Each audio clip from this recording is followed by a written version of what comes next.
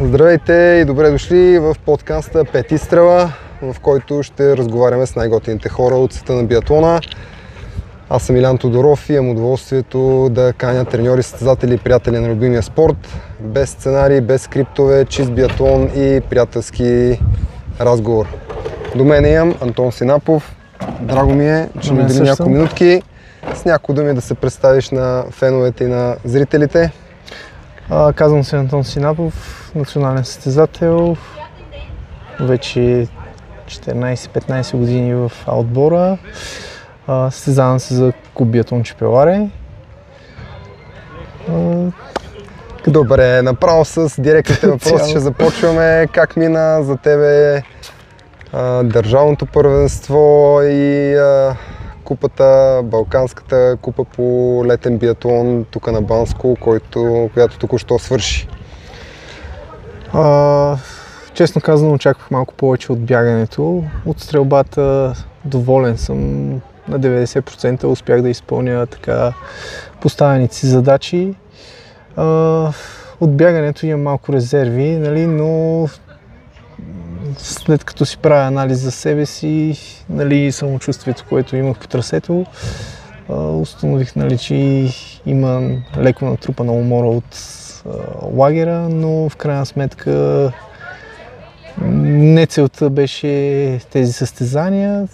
Фактически гледаме тренировъчната програма да изпълваме на 100% и да се готвим за най-важните състезания, които са зимата. Добре, споменаваш тренировъчна програма, знаем, че тя е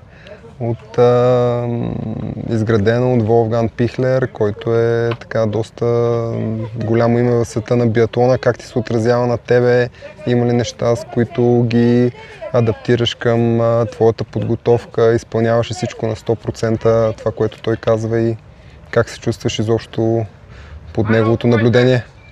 Да, тази година определено вече успявам да изпълнявам на 100% програмата, но трябва да имаме предвид, че тази година почнахме и много по-рано самите тренировки, докато миналата година започнахме към средата на юни. Тази година започнахме целенасочено с отбора на 1 май, като аз започнах малко по-рано с тренировките. Нали, усещам подобрение в формата, в стрелбата. Още е рано да се каже, нали, защото те първо започват скоростните тренировки и тренировките, които са с състезателен характер. Но след като виждам резултатите в беговата част, мога да кажа, че така доволен съм. Има още накъде да вървим и какво да работим, да надграждаме. Но да, програмата с него е доста тежка и трудно е да се изпълнява. Добре, друг въпрос, който в миналото така, как да кажа, националните отбори бяха разделени, имаше различни треньори на различни състезатели. В момента Пихлер успя ли да сплоти отбора, всички заедно да тренират, да изпълняват един и същи план? Изобщо какво е настроението в отбора?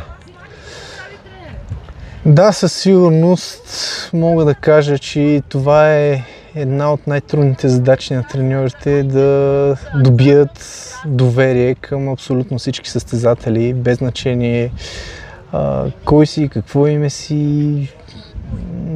Това един човек да ти се довери на 100% наистина е нелек процес и се изисква време, но мисля, че тази година вече абсолютно всички от отбора изпълняват програмата, има отборен дух и всички тренираме по план и като цяло доста добре според мен се получават нещата, всички да сме вкупом и да сме заедно.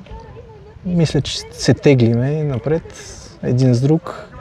Да, понякога има дни, когато един се чувства по-зле, друг е по-добре, но това са нормални неща от самия процес. Така че, като се замисля всички големи отбори, като норвежци, като французи, голяма част от годината тренират заедно, така че това е добър показател.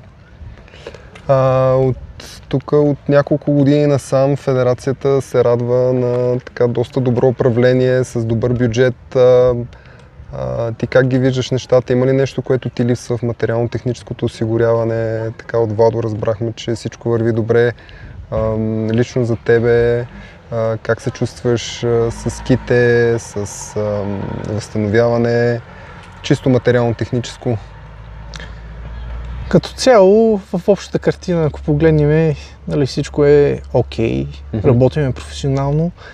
Има дребни детайли, които, нали, в процеса на работа ги изчистваме, но това са такива дребни неща, които не мисля, че генерално ни пречат на самата подготовка или на резултатите като цяло. Те са дребни неща, но мисля, че тези дребни неща в лагерите, чрез разговори, чрез... Ще бъдат изчистени. Да, изчистват се на момента. Ако имаме някакви въпроси или нещо, не мисля, че е нещо проблем. Супер. От към ски работиме с двама италианци вакс майстори, плюс един българин. Тази година не мисля, че ще се променя работата с тях. Ще работим по същия начин, както и миналата година. Мисля, че нещата вървят в положителна посока. Надявам се така и да се запазят, дори и да надграждаме. И се надявам да показваме добри резултати. Супер. И последно, какво би казал на младите, които твоите фенове, хората, които гледат нагоре към отбора, към националния отбор като цяло?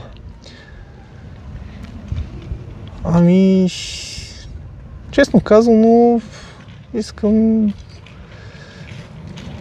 да им кажа да вярват повече в себе си, да бъдат мотивирани и да не изпускат шансовете, които им се предоставят. Защото ние през годините сме искали да тренираме професионално, не винаги сме имали шанса, който сега им се дава. И затова съветвам ги да дават всичко от себе си, колкото могат да бъдат мотивирани. Не всеки ден се получава, естествено, трудно е. Да. Самата професия не е лека, много лишения изисква. Харесва ми, че го казваш, че е професия, да. Да, тази вид професия, много хора не го възприемат като такава, но действително много лишения, даже нещо повече от професия, защото действително много лишенията са. Целият ти живот си отдал. Абсолютно, абсолютно. Лишенията са много, затова мотивация и дисциплина. Това са двете ключови неща, които един спортист трябва да има, за да надгражда и да върви напред. Супер, Тони, благодарим ти много. Успех Аз също. И на следващия лагер и се надяваме тази година да имаме повод за празнуване. Мерси.